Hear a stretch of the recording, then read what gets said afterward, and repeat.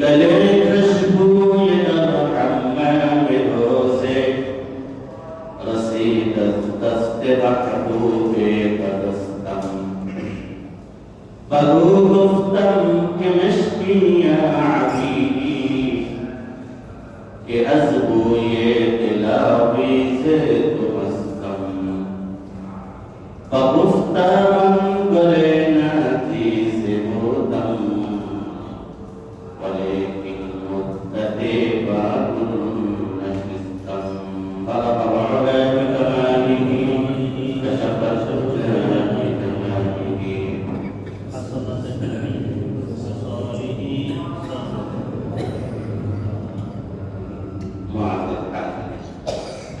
Allah Jalla Sha'ala Al-Ashad Al-Shad Al-Kursi Jalla Ta'ala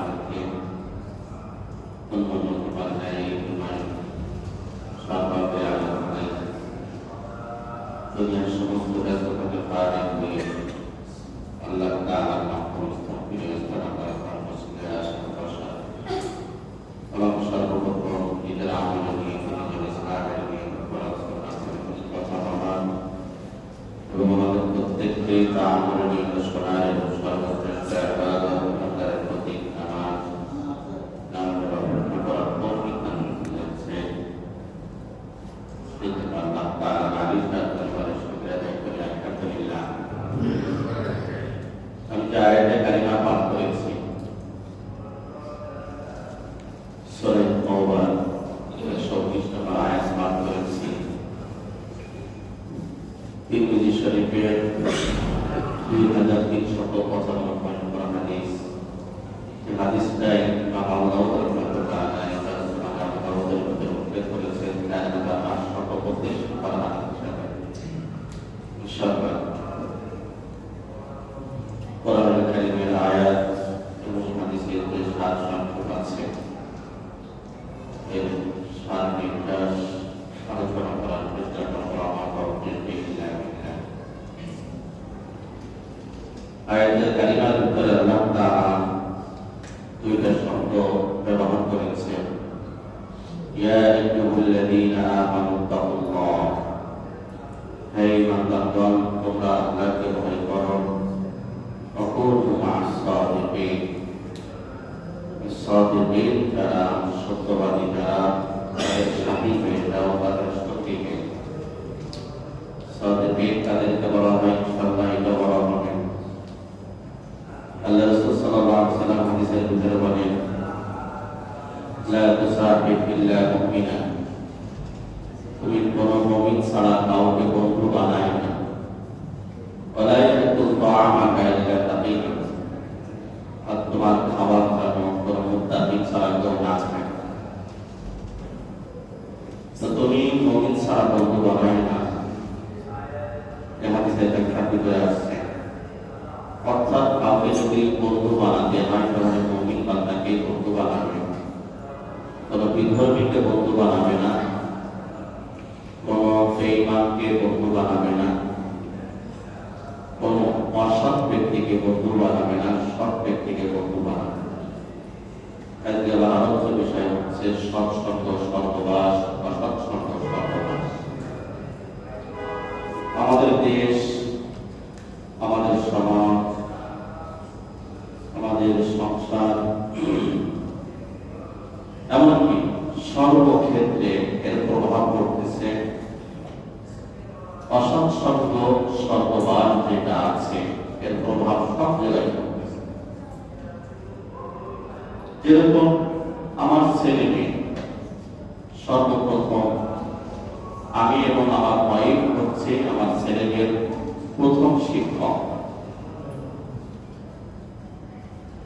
সর্বপ্রথম সন্তানরা আদব লেহাজ এই জিনিস থেকে বেশিরভাগ মার কাছ থেকে বাপ বেশি সময় দিতে পারে না সংসারে সন্তানরা মায়ের পাশে বেশি ঘেঁষে বেশি মায়ের সংস্পর্শে থাকে তা মা হচ্ছে এক নম্বর শিক্ষক সন্তানের জন্য দুই নম্বর শিক্ষক হচ্ছে বাপ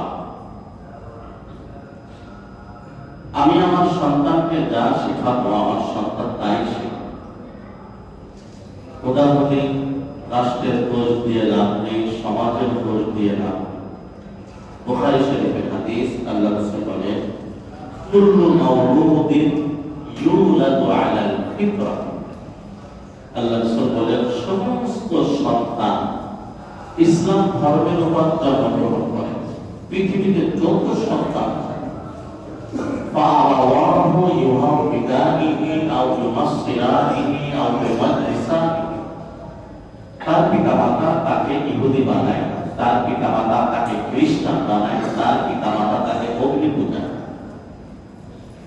তাহলে হাদিস দ্বারা বোঝা যাচ্ছে কি যে পৃথিবীতে যত সন্তান জন্মগ্রহণ করে কোন ধর্মের উপর জন্মগ্রহণ করে? ইসলাম ধর্মের উপর জন্মগ্রহণ করে। তাহলে এখানে আল্লাহ রাসূল সাল্লাল্লাহু আলাইহি সাল্লাম দোষী সাব্যস্ত করলেন কাকে? পিতামাতা। আল্লাহ রাসূল সাল্লাল্লাহু আলাইহি সাল্লাম রাষ্ট্রকে দোষী করেন, সমাজকে দোষী করেন যে পিতামাতাই তার সব কিছু করতে পারে, পিতামাতাই ভালো করতে পারে, পিতামাতা খারাপ করতে পারে। আমি আমার সন্তানকে ছোট থাকতে শাসন করি নাই, নামাজের তাকিদ দিই নাই, এখন 25-30 বছর বয়স হয়ে গেছে, যখন নামাজের চাপ দিই তখন আমার সন্তান আমার সাথে বেয়াদবি করে বসে। কেন? ছোট থাকতে আমি শিক্ষা দিই। আল্লাহ রাসূল সাল্লাল্লাহু আলাইহি সাল্লাম বলেন, তিরমিজি শরীফের হাদিস, লা তারফা আসাকা আন বাইতি, তুমি তোমার ঘর থেকে আদবের লাঠি কখনো নামায়ো না। আদবের লাঠি সবসময় ঝোলায় রেখো। আল্লাহ রাসূল বলেন যে আদবের লাঠিটা ঝোলায় রেখো তুমি তোমার ঘরে, তাহলে তোমার সন্তানরা মহত্তমভাবে আদবী হবে। এই হাদিসের সেদিন আলোচনা করতে করতে বলছিলাম যে যেদিন থেকে শিক্ষা প্রতিষ্ঠানে এই শাসক উঠে গিয়েছে, ওই দিন থেকে আমাদের ছেলে মেয়েরা বেয়াদব শুরু হয়েছে। ঠিক না? ঠিক না? এখন এমন অবস্থা, আমার তো নিজের মাদ্রাসা আছে, ভর্তি করার আগেই গার্জিয়ানরা শর্ত তুলে দেয়, আমার ছেলেকে শাসন করা যাবে, ওকে অন্য প্রতি, আর মাধ্যম তো পড়াই যাবে। অথচ এই শাসন না থাকার কারণে বিভিন্ন স্কুল বিশ্ববিদ্যালয়ে দেখা যাচ্ছে ছাত্ররা তার শিক্ষককে ধাওয়া করতেছে, এমনকি শিক্ষকের শাক পর্যন্ত করে দিচ্ছে শিক্ষা। এরকম প্রমাণ আছে। কারণ কি? ওই শিক্ষকের হাতে এই ছাত্র ছাত্রীরা শাসন পায় না। শাসিত না হওয়ার কারণে আদব, রেহাজ, তরবিয়া এইগুলি শিক্ষা না পাওয়ার কারণে শিক্ষকের পক্ষ থেকে এখন শিক্ষক ধাওয়ানি খায়, শিক্ষক দৌড়ানি খায়। আল্লাহ রাসূল বলেন যে তোমরা তোমাদের ঘর থেকে আদবের লাঠিকে নামাইও না, আদবের লাঠি ঝোলাই রেখো। তার মানে আল্লাহ রাসূল কাকে বলছেন? আমাকে আপনাকে বলছেন। আল্লাহ আমাকে আপনাকে বলছেন যে তোমার সন্তানকে আদব শিক্ষা দিও, সেই লাঠিটা ঝোলাই রেখো। আমার মেয়ে প্রাপ্তবয়স্ক, তার চাল চলন দেখে বেশি বুঝবে আমার ওয়াইফ, তার অন্য কোথাও কোনো সম্পর্ক আছে, আমার ওয়াইফ এইটা বেশি। আমার ছেলের খারাপ বন্ধু বান্ধব আছে কিনা, আমার মেয়ের খারাপ বন্ধু বান্ধব আছে কিনা, এটা আমার ওয়াইফ এবং আমি টের পাবো। আমার ওয়াইফ টের পাবে বেশি, তারপরে আমি। কিন্তু আজ আমাদের নিজেদের সন্তানদেরকে আমরা নিজ হাতে ধ্বংস করে দিচ্ছি। এই আদর যত্ন করতে করতে এমন অবস্থা যে এখন আর আমার সন্তান আমার কথা শোনে না, আমার কথা শোনে না। আর আমার সন্তান তার সংস্পর্শে যাচ্ছে, এটাও একটু খোঁজ খবর নিচ্ছি না। আমার মেয়ে তার সংস্পর্শে যাচ্ছে, এটা আমি খোঁজ খবর নিচ্ছি। আমার ছেলে রাত 12টায় বাসায় ফিরছে, আমি বার হয়ে একদিনও জিজ্ঞাসা করলাম না যে তুমি রাত 12টা পর্যন্ত কোথায় ছিলে, কড়াই গন্ডায় আমাকে হিসাব দাও, আমি নিচ্ছি। আমার মেয়ে যে সময় তার কলেজ ইউনিভার্সিটি থেকে আসার কথা, আরো 2 ঘন্টা পরে আসছে, আমি পড়াই বন্ধায় হিসাব দিচ্ছি না, আমার ছেলে মেয়ে আরো সাহস পেয়ে যাচ্ছে, আরো সাহস পেয়ে যাচ্ছে।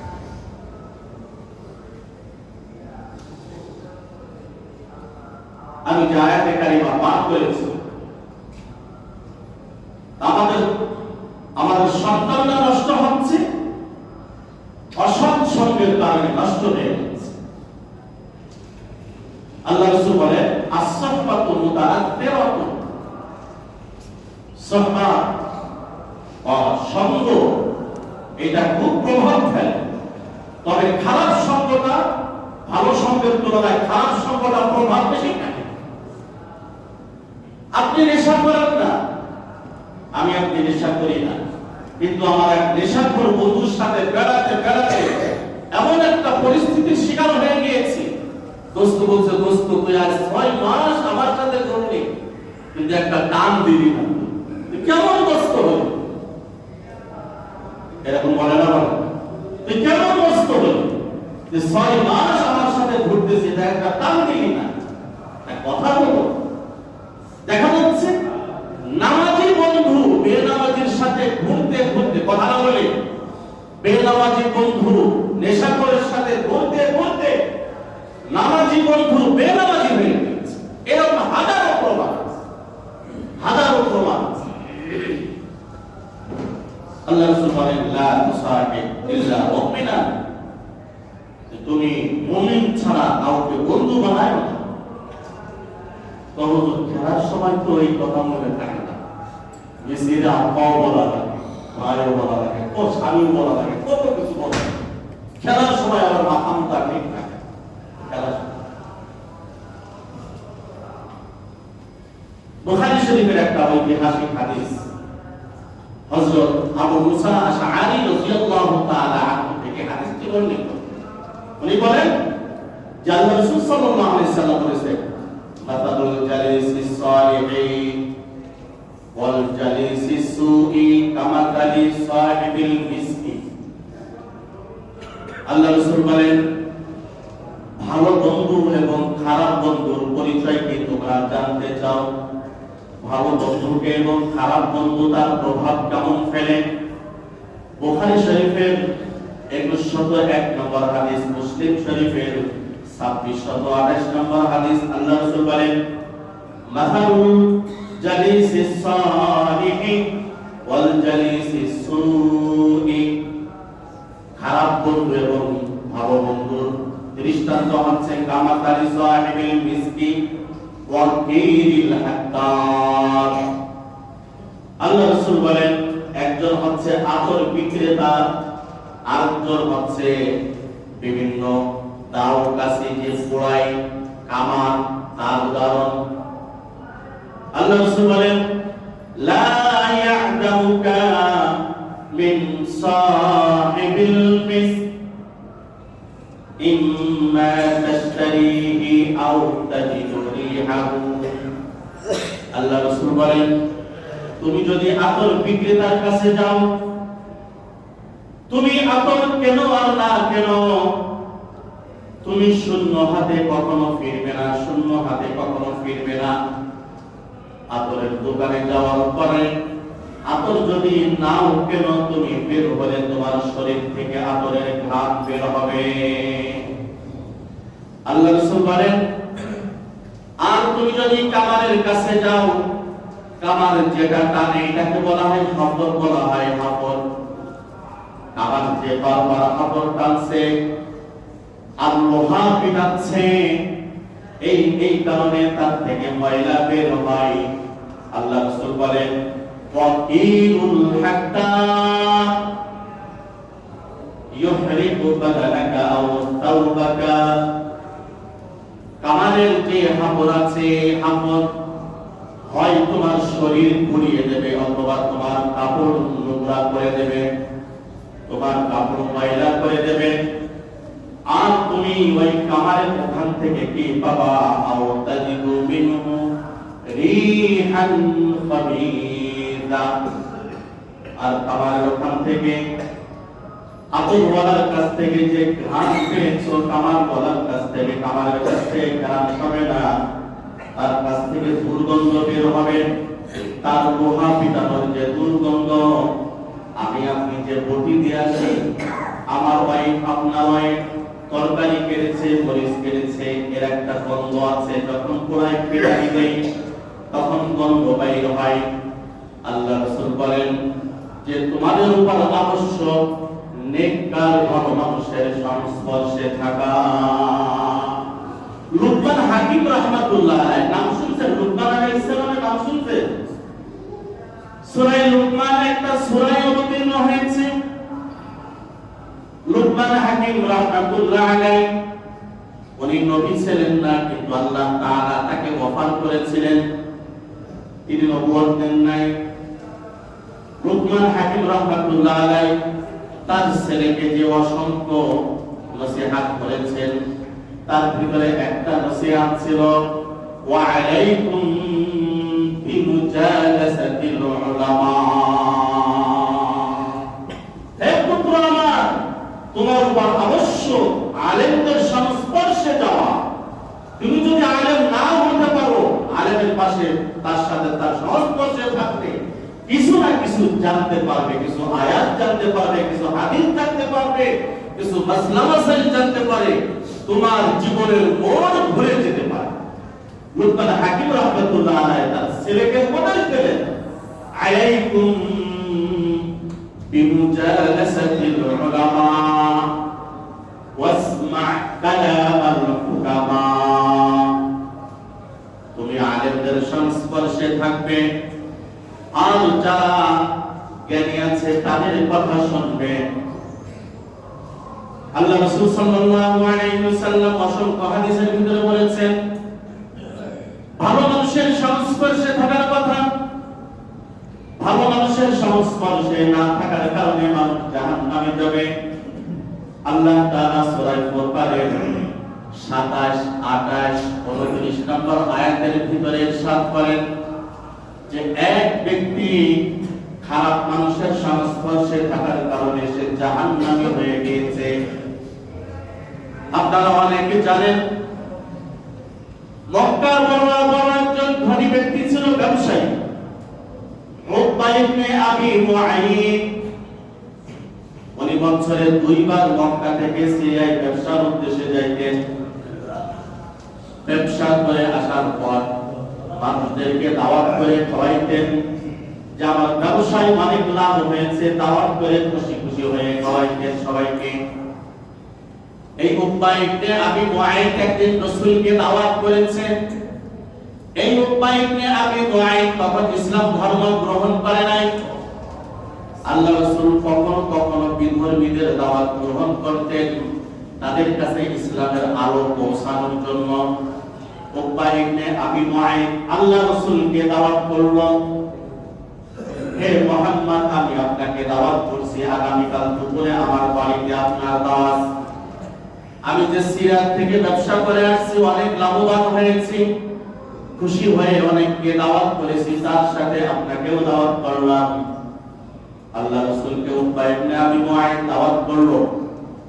আল্লাহ রাসূল সময় মতো দাওয়াতে পৌঁছে গেলেন। দাওয়াতে পৌঁছে যাওয়ার পর যখন আল্লাহ রাসূল লোকমা মুখে দেবেন, তখন উকবা ইবনে আবি মুআইদকে বলেন, উকবা, আমি তোমার খাবার গ্রহণ করতে পারি, শর্ত তোমার ঈমান আনতে হবে। তোমার ঈমান আনতে হবে, দিল থেকে কালিমা পড়তে হবে। যদি তুমি ঈমান আনো তাহলে আমি তোমার খাবার গ্রহণ করব, তোমার মেহমান হব, তোমার খাবার আমি গ্রহণ করব। তোমার ঈমান আনতে হবে। উকবা ইবনে আবি মুআইদ বিপদে পড়ে গেল। উকবা ইবনে আবি মুআইদ বলল, হে রাসূল, আমি ঈমান আনলাম। আল্লাহ রাসূল বললেন, তুমি কালিমা পড়ো। কালিমায়ে তাইয়্যিবা, কালিমায়ে শাহাদাত উকবা ইবনে আবি মুআইদ পড়ে ফেলল। আল্লাহ রাসূল খাবার গ্রহণ করলেন। আল্লাহ রাসূল চলে এসেছেন খুশি মনে, আমার হাতে একজন মানুষ হেদায়েত হয়েছে, আমার হাতে একজন মানুষ জাহান্নামী মানুষ জান্নাতের পথে এসেছে। আল্লাহ রাসূল অনেক খুশি হয়ে গেলেন, অনেক খুশি। আল্লাহ রাসূল আলী রাদিয়াল্লাহু তাআলা আনহুকে বলেন, হে আলী,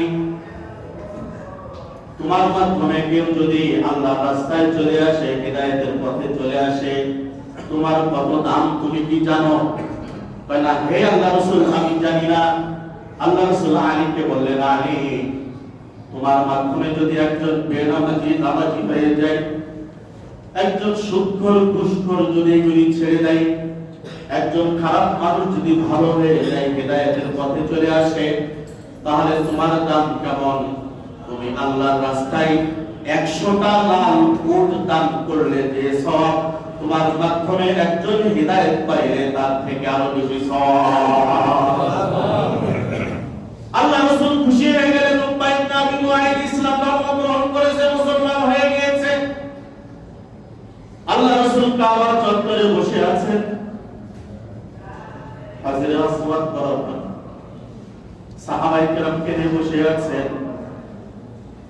একদিন দেখেন যে উকবা ইবনে আবি মুআইদ আসতেছেন।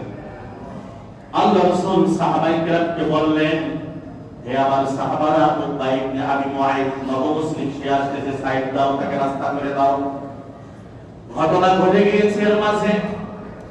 যত গ্যাঞ্জাম ফাসাদ লাগায়, বলেন দেখি কাফেররা লাগায় না মুনাফিকরা লাগায়? বলেন কারা লাগায়? আমাদের দেশে যে ঐক্য হচ্ছে না, এর ভিতরে কারা কাজ করতেছে বলেন দেখি? কাফের না মুনাফিক? মুনাফিকরা সব কাজ করে। মক্কার নাম করা মুনাফিক ছিল আব্দুল্লাহ ইবনে উবাই ইবনে খালফ, আর মদিনার নাম করা মুনাফিকদের লিডার ছিল আব্দুল্লাহ ইবনে উবাই ইবনে সালুল। দুই প্রান্তে দুই মুনাফিকদের লিডার। এই মক্কার এই মুনাফিক আব্দুল্লাহ ইবনে উবাই ইবনে খালফের বন্ধু ছিল উকবা ইবনে আবি মুআইদ। এই মুনাফিক যখন শুনল যে তার বন্ধু উকবা ইবনে আবি মুআইদ ইসলাম ধর্ম গ্রহণ করেছে, দৌড়াই বন্ধুর বাড়ি চলে গেল।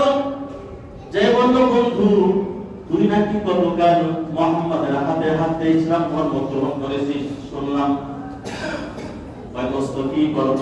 মুহাম্মাদকে দাওয়াত করেছিলাম, কালিমা না পড়লে না সরকান্না, কালিমা না পড়লে সে খানা খাবে না, তাই আমি কালিমা পড়েছি।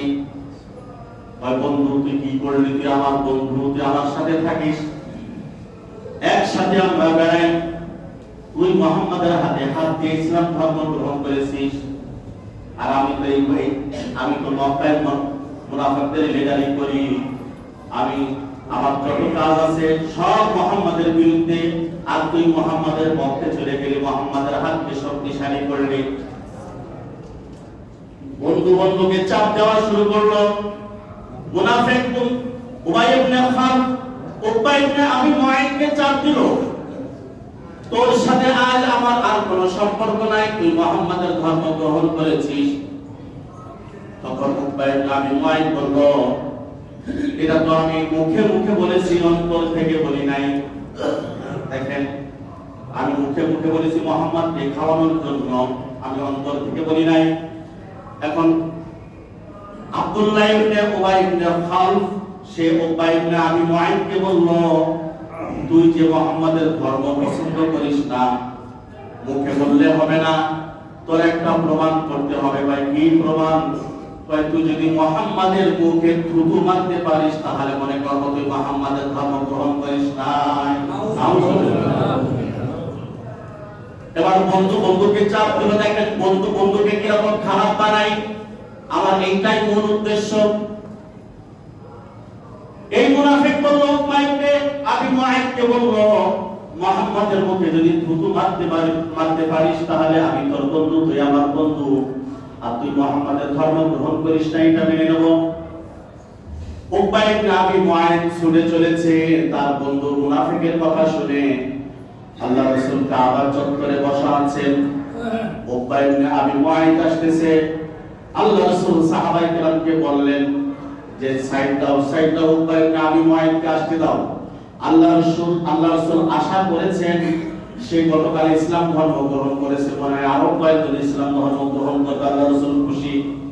কিন্তু না, এর ভিতরে ঘটনা ঘটে গিয়েছে। ঘটনা ঘটিয়েছে কে? কাফের না মুনাফিক? মুনাফিক ঘটনা ঘটিয়ে দিয়েছে। সাইড দেওয়ার পর উকবা ইবনে আবি মুআইদ আল্লাহ রাসূলের সামনে এসে আল্লাহ রাসূলের মুখে থুতু মেরে দিয়ে চলে গেল। নাউযুবিল্লাহি মিন যালিক। আল্লাহ রাসূলের মুখে থুতু মেরে দেওয়ার পর আল্লাহ রাসূলের চেহারাটা এত মলিন হয়ে গেল যে গতকাল তুই আমার কাছে ইসলাম ধর্ম গ্রহণ করলি, আমি বুঝতে পেরেছি তুই তোর বন্ধুর কারণে আমার মুখে থুতু মেরেছিস, ঈমান বর্জন করেছিস। আমি বুঝতে পেরেছি। ওই মুহূর্তে কাবা চত্বরে আল্লাহ রাসূলের কাছে জিবরাইল আলাইহিস সালাম এসে আয়াত নিয়ে আসলেন, ওয়া ইয়াউমা ইয়া'আদু যালিমু আলা ইয়াদাইহি ইয়াকুলু ইয়া লাইতানি ইত্তাখাযতু মা'আর রাসূলি সাবিলা ইয়া ওয়াইলাতা লাইতানি লাম আত্তাখিয ফুলানান খলিলা লাকাদ আদাল্লানি আনিদ যিকরি বা'দা ইয জাআনি ওয়া কানা আশ-শাইতানু লিল ইনসানি খাযুলা। জিবরাইল আলাইহিস সালাম আয়াত নিয়ে চলে আসলেন, আল্লাহ রাসূলকে বললেন, হে আল্লাহ রাসূল, আপনি দুঃখিত হবেন না, কষ্ট নেবেন না। এই জালেম সম্পর্কে আয়াত নাযিল হয়ে গিয়েছে।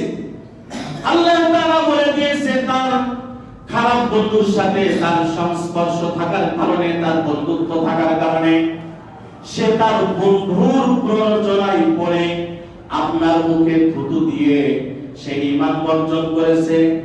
এই জালেম, এই উকবা ইবনে আবি মুআইতের অবস্থা কি হবে? সে কিয়ামতের মাঠে নিজের হাত দুইটা এরকম কামড়াতে থাকবে।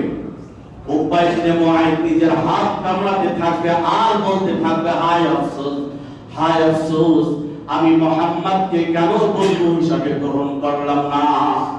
হায় আফসোস, হায় আফসোস, কেন আমি আব্দুল্লাহ ইবনে উমাইর ইবনে খালিদকে বন্ধু রূপে গ্রহণ করলাম, খারাপ বন্ধুকে কেন গ্রহণ করলাম। সে কিয়ামতের দিন তার হাত এরকম কামড়াতে থাকবে, কামড়াতে থাকবে। আল্লাহ রাসূল সাল্লাল্লাহু আলাইহি সাল্লামকে যখন জিবরাইল এই আয়াতগুলি শোনালেন, আল্লাহ রাসূল সান্ত্বনার বাণী শুনে একটু শান্ত হলেন।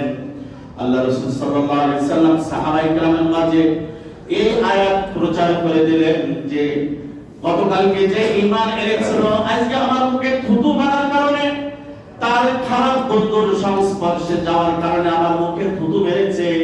আল্লাহ তার জন্য আয়াত নাযিল করেছে যে সে জাহান্নামী এবং কিয়ামতের দিন সে তার হাত কামড়াতে থাকবে শুধুমাত্র খারাপ বন্ধুর সংস্পর্শে যাওয়ার কারণে। তাহলে একজন বন্ধু জান্নাতি বন্ধুকে জাহান্নামেও করতে পারে, পারে না? পারে না? সেজন্য ভাইয়া বুজুর্গ, আমার ছেলের বন্ধুকে, আমার মেয়ের বান্ধবীকে, বন্ধুকে এগুলি ঠিক রাখতে হবে, নয়তো কিয়ামতের দিন এই খারাপ বন্ধুর কারণে কি হবে? মানুষ জান্নাতি, মানুষ জাহান্নামে চলে যাবে। কোন এক শায়ের বলেন, আল্লামা শেখ সাদি রহমাতুল্লাহ আলাইহি গুলিস্তার ভিতরে বলেছেন, একটা ঘটনা উল্লেখ করেছেন, যেই ঘটনা আমাদের প্রিয় কবি কাজী নজরুল ইসলাম রহমাতুল্লাহ আলাইহি কবিতা আকারে রচনা করেছেন। শেখ সাদি রহমাতুল্লাহ আলাইহি একদিন একটা গোসলখানার ভিতরে ঢুকলেন। গোসলখানায় ঢোকার পর দেখেন কি, গোসলখানার এক কোণায় একটা মাটির টুকরা ঘেরান আসতেছে। মাটির টুকরাটা হাতে নিলেন, হাতে নিয়ে দেখেন যে তার থেকে গোলাপ ফুলের ঘ্রাণ বাইরে হচ্ছে। শেখ সাদি রহমাতুল্লাহ আলাইহি এই মাটির টুকরাটা নিয়ে কথা বলতেছেন। আল্লাহ তাআলা অনেক সময় যারা আল্লাহর ওলি হয়, বুজুর্গ হয়, তাদের থেকে বিভিন্ন কারামত জাহির করেন, কারামত প্রকাশ করেন। আল্লাহ তাআলা সঙ্গে সঙ্গে এই মাটির জবান খুলে দিয়েছেন। শেখ সাদি রহমাতুল্লাহ আলাইহি বলেন, গলে খুশবু ইদার হাম্মাম রোজে রসি দস্ত মাহবুবে বদস্তম বদু গুফতম के मिश्तिया आबीरी के अज़बुए दिलाफिज़े तुमस्तम बगुफ्ता मन गले नाचीज़े बूदम वलेकिन मुद्दते बाबुल नशिस्तम। আমার প্রিয় কবি কাজী নজরুল ইসলাম রাহমাতুল্লাহ আলাইহি খুব সুন্দর করে আবৃত্তি করেছেন। এখন আসরানের আগারে বসিয়া হেরিনু মাটির ডিলা হাতে নিয়ে তারে শুকিয়া দেখিনু রয়েছে সবাস মেলা। কহিনু তারে কস্তরি তুমি কি আতর দাম, তোমার গায়ে সবাস ভরা তুমি কি গুলিস্তান। কহিলাও সব আমি কিছু নহি, আমি অতি নিচু মাটি, ফুলের সহিত থাকিয়া তাহার সুবাসে হইল থাকি। এই মাটির থেকে যে ঘ্রাণ বের হচ্ছে কিসের বদৌলতে? যে মাটি গোলাপ ফুল গাছের নিচে ছিল, তার সংস্পর্শে ছিল, তার সহবতে থেকে এই মাটির ভিতরে এখন গোলাপ ফুলের ঘ্রাণ চলে এসেছে। সেই জন্য যদি আমার বন্ধু যদি ভালো হয় তাহলে আমারও ভালো হওয়ার সম্ভাবনা আছে, আর বন্ধু যদি খারাপ হয় তাহলে আমার খারাপ হওয়ার বেশি সম্ভাবনা। আমার ভালোটা আমার খারাপ বন্ধু না নেওয়ার বেশি সম্ভাবনা, আমার খারাপ বন্ধুর যে প্রভাব আছে আমার ভিতরে আসার বেশি সম্ভাবনা। সেই জন্য ভাই দোস্ত বুজুর্গ, বন্ধু নির্বাচন করতে হবে। কেমন বন্ধু হতে হবে আমার, কেমন বন্ধু হতে হবে, বন্ধু নির্বাচন করতে হবে। তাহলে কোরআনুল কারীমের সূরা ফুরকানের 27, 28, 29 নম্বর আয়াতটা বলা যাচ্ছে যে খারাপ বন্ধুর কারণে মানুষ জাহান্নামে যাবে, জান্নাতের পথ থেকে জাহান্নামে যাবে। সেজন্য ভালো বন্ধু নির্বাচন করতে হবে। আল্লাহ তাআলা আমাদেরকে সৎ সঙ্গ অবলম্বন করার তৌফিক দান করেন। আমিন। সৎ সঙ্গ স্বর্গবাস, অসৎ সঙ্গ মানুষ বলে না সঙ্গ দোষেও লোহা ভাসে। সঙ্গ দোষেও কি লোহা ভাসে না? লোহা তো সাধারণত ভাসে না, কিন্তু নৌকায় যখন লাগানো হয় তখন এই কাঠের সংস্পর্শে যে লোহাটা ভাসা শুরু করছে, বন্ধু তুইও ভাসছিস আমিও ভাসি তোর সাথে, তাহলে সঙ্গ দোষে লোহা ভাসে। সেই জন্য ভাই দোস্ত বুজুর্গ, রাষ্ট্রের দোষ দিয়ে লাভ নেই, সমাজের দোষ দিয়ে লাভ নেই। আমি আমার ছেলে মেয়েকে আমি নষ্ট করতেছি, আমি প্রথম দায়ী। প্রত্যেক সন্তান ইসলাম ধর্মের উপর জন্মগ্রহণ করে নষ্ট করে তার পিতামাতা। তার পিতামাতাই হচ্ছে সমস্ত নারীর গুরু, সমাজটা রাষ্ট্র না। তার পিতামাতাই হচ্ছে সর্বপ্রথম নষ্ট করার গুরু হচ্ছে তার পিতামাতা। সেই জন্য পিতামাতাকে ভালো হতে হবে। আমার ছেলে 1.5 বছর বয়স, আছি গতকালকে রাত্রে দেরি করে ঘুমায়, রাত্রে 1:30টার সময় কানে আঙুল দাদা আল্লাহ আল্লাহ ঘুমা, তুই নিজেও ঘুমাইস না, আমাদের ঘুমাতে দিস না। আবার জিজ্ঞেস করতেছে আল্লাহ আল্লাহ, এগুলি শিখবে কার কাছ থেকে? শিখবে বলেন দেখি সন্তান, এগুলি শিখে কার কাছ থেকে? মা বাপ যদি টিকটকার হয় তা সন্তান কি হবে? সন্তানও তো টিকটকার হবে, সন্তানও টিকটকার হবে। সেই জন্য মা বাপকে শিক্ষা দিতে হবে সন্তান। মা বাপ হচ্ছে সর্বপ্রথম গুরু, সর্বপ্রথম উস্তাদ। আল্লাহ তাআলা যা কিছু বললাম শুনলাম, আল্লাহ তাআলা এই কথাগুলির উপর আমল করার তৌফিক দান